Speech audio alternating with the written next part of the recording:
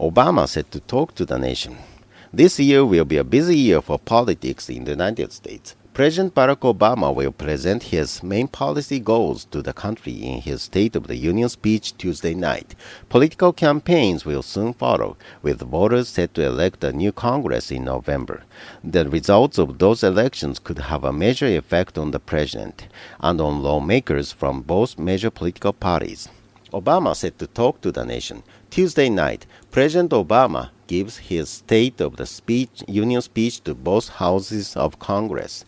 Tens of millions of people will watch the event on television. Political experts say the president can use the speech to help lift his public approval rating. President Obama enjoyed a warm welcome before his State of the Union speech last year. His re-election victory was still fresh in people's mind. There is much progress to report.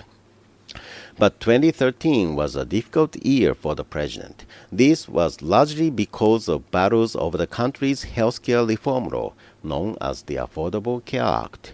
The administration had problems launching the healthcare reform program, and troubles with the government's healthcare website did little to help ease public concerns.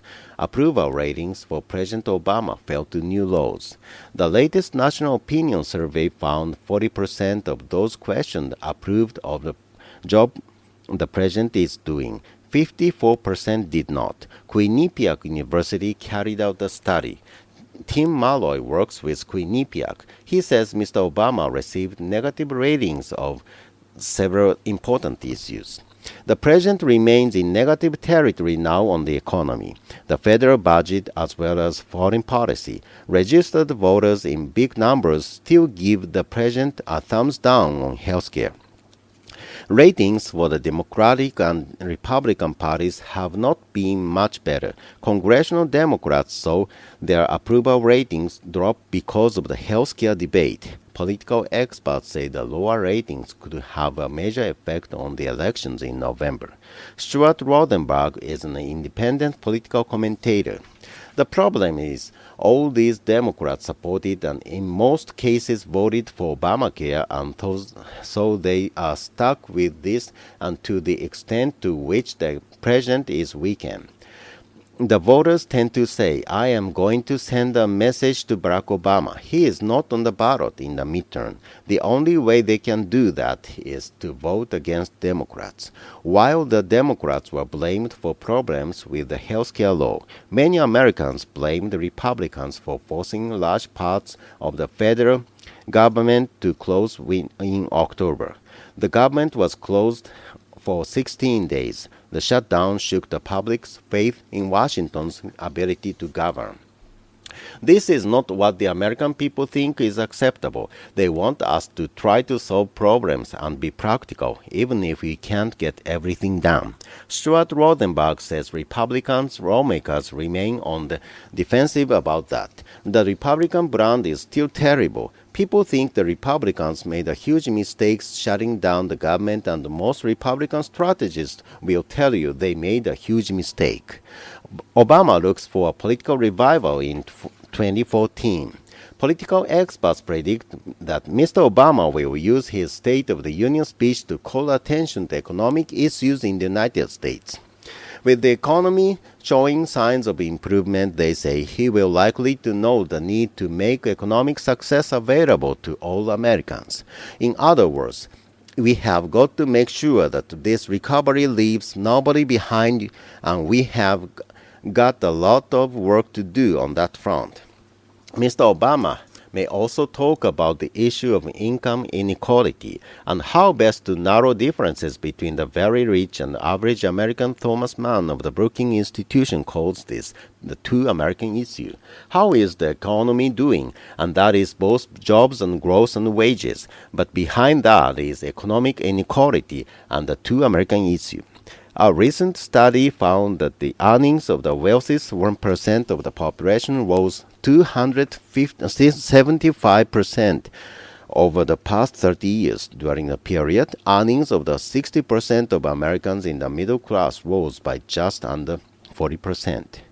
Thomas Mann says Democrats hope that talk about the economy, especially economic fairness, will help their candidates in November. Opposition Republicans say economic growth and creating jobs are also important goals for them.